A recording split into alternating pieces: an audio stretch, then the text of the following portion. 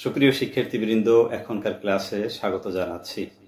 আজ আমরা মুসলিম স্থাপত্যের প্রকারভেদ অর্থাৎ মধ্যযুগে মুসলমানরা কি কি ধরনের স্থাপত্য নির্মাণ করত সে সম্পর্কে ধারণা অর্জন করব। সে সময়ে নির্মিত স্থাপত্যগুলোকে আমরা ধর্মীয় ও লৌকিক এ দুভাগে ভাগ করে আলোচনা করব। ধর্মীয় স্থাপত্যের মধ্যে রয়েছে মসজিদ, মাদ্রাসা, ঈদগাহ ও সমাধিসৌধ ইত্যাদি। আর লৌকিক স্থাপত্য হচ্ছে প্রাসাদ, দরবার কক্ষ, দুর্গ, বিজয়স্তম্ভ, হাম্মাম, সরাইখানা, সেতু, পয়ঃপ্রণালী, উদ্যান, ব্যক্তিগত বাসগৃহ, প্রমোদ কক্ষ ইত্যাদি। এসব স্থাপত্যের মধ্যে অধিকাংশই আমাদের পরিচিত, তাই না? আমরা সবগুলোকে যদি একবার সচিত্র দেখে নেই তাহলে আর কোনোটা অপরিচিত থাকবে না বলে আমাদের বিশ্বাস। মসজিদ স্থাপত্য আমাদের সবারই চেনা জানা। আল্লাহর ইবাদত বন্দেগী করার উদ্দেশ্যে এটা নির্মাণ করা হয়। 622 খ্রিস্টাব্দে হিজরতের পর মহানবী সাল্লাল্লাহু আলাইহি ওয়াসাল্লাম ইসলামের প্রথম ইবাদত গৃহ মদিনা মসজিদ নির্মাণ করেন। এর মধ্য দিয়ে মুসলিম স্থাপত্যের যাত্রা শুরু হয়। পরবর্তীকালে এই মসজিদকে মডেল ধরে মসজিদ স্থাপত্যের বিকাশ সাধিত হয়েছে। সাধারণ অর্থে মুসলমানদের ধর্মীয় শিক্ষা ও গবেষণা প্রতিষ্ঠান হল মাদ্রাসা। মদিনা মসজিদে মাদ্রাসা আহলা সুফার মাধ্যমে এর যাত্রা শুরু হয়। খোলাফায়ে রাশিদিন ও উমাইয়া শাসনামলেও মসজিদ ভিত্তিক শিক্ষা অব্যাহত থাকে। আব্বাসী খলিফাদের পৃষ্ঠপোষকতায় স্বতন্ত্র পূর্ণাঙ্গ শিক্ষা প্রতিষ্ঠান গড়ে ওঠে। বাগদাদের বায়তুল হিকমা, নিজামিয়া মাদ্রাসা, মিশরের আল আজহার বিশ্ববিদ্যালয় ইত্যাদি মধ্যযুগে প্রতিষ্ঠিত স্বতন্ত্র মাদ্রাসা বা উচ্চশিক্ষা প্রতিষ্ঠানের কিছু নমুনা। ঈদগাহ হচ্ছে ঈদের নামাজ আদায়ের স্থান। ঈদগাহ কোনো ইমারত বা ভবন না হলেও এর স্থাপত্যিক বৈশিষ্ট্য কিছুটা মসজিদের মতো বিকাশ ঘটেছে। এতে মেহরাব, মিম্বার সংযোজিত হয়েছে। সমাধিসৌধ হল কবরের উপর নির্মিত স্মৃতিসৌধ।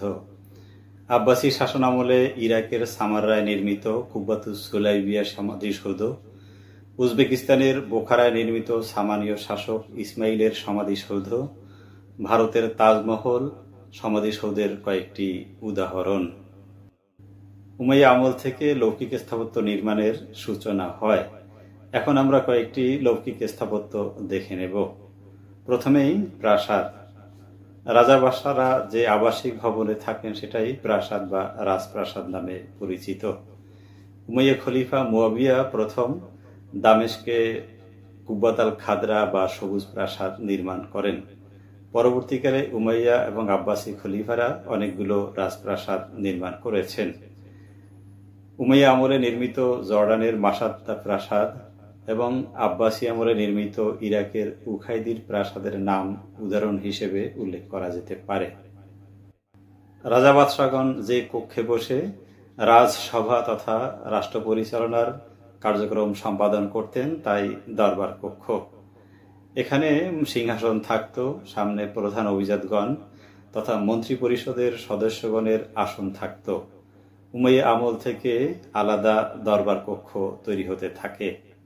দুর্গ বা কেল্লা হচ্ছে সৈনিকদের জন্য নির্মিত উঁচু দেয়াল বেষ্টিত সুরক্ষিত প্রতিরক্ষামূলক স্থাপনা। এটা ছিল সে যুগের ক্যান্টনমেন্ট। এর ভিতরেই সৈনিকরা বসবাস করত। মুসলিম শাসনামলে ভারত, বাংলাদেশ সহ বিশ্বের সকল দেশেই দুর্গ বা কেল্লা নির্মিত হয়েছে এবং এখনও অনেক দুর্গ টিকে রয়েছে। মুসলমান শাসকরা কোনো এলাকা বিজয়ের মাধ্যমে অধিকার করলে তার স্মৃতিস্বরূপ যে স্থাপনা নির্মাণ করতেন তাই বিজয় স্তম্ভ। এককালের বিশ্বের সর্বোচ্চ স্থাপনা কুতুব মিনার দিল্লি বিজয়ের স্মৃতিস্বরূপ সুলতান কুতুবউদ্দিন আইবেক নির্মাণ করেছিলেন। খোরাসানের খসরো গের্দ মিনার, গজনির মাসুদের মিনার এ ধরনের স্থাপত্য। হাম্মাম হচ্ছে বিশেষ ধরনের অভিজাত গোসলখানা। উমাইয়া আমলে 711 থেকে 15 খ্রিস্টাব্দে নির্মিত কুসাইর আমরা প্রাসাদ সংলগ্ন হাম্মামটি হচ্ছে মুসলিম সভ্যতার প্রথম হাম্মাম। সুলতানি ও মুঘল আমলে বাংলাদেশে অনেক হাম্মাম নির্মিত হয়েছে। এই বইয়ে কয়েকটি হাম্মামের বর্ণনা রয়েছে। সরাইখানা মানে পথিক নিবাস বা পথচারীদের বিশ্রামাগার।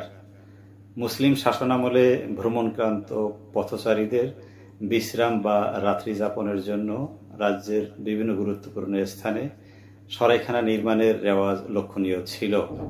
আধুনিক যুগে প্রায় সকল শহরেই আবাসিক হোটেল ব্যবস্থা গড়ে ওঠায় এখন আর সরাইখানা নির্মাণের প্রয়োজন হয় না। সরাইখানাকে ইংরেজিতে বলে ইন। এখনো অনেক হোটেল মোটেলের নামের সাথে ইন শব্দটির ব্যবহার দেখতে পাওয়া যায়। সুপ্রিয় শিক্ষার্থীবৃন্দ, সেতু, উদ্যান বা বাগান, ব্যক্তিগত বাসগৃহ, প্রমোদ কক্ষ, পয়ঃপ্রণালী বা ড্রেন ইত্যাদি স্থাপনা আমাদের সবারই চেনা জানা, তাই না? সুতরাং ক্লাসটা দীর্ঘায়িত না করে এখানেই শেষ করা হলো। এতক্ষণ ক্লাসটা দেখার জন্য অসংখ্য ধন্যবাদ।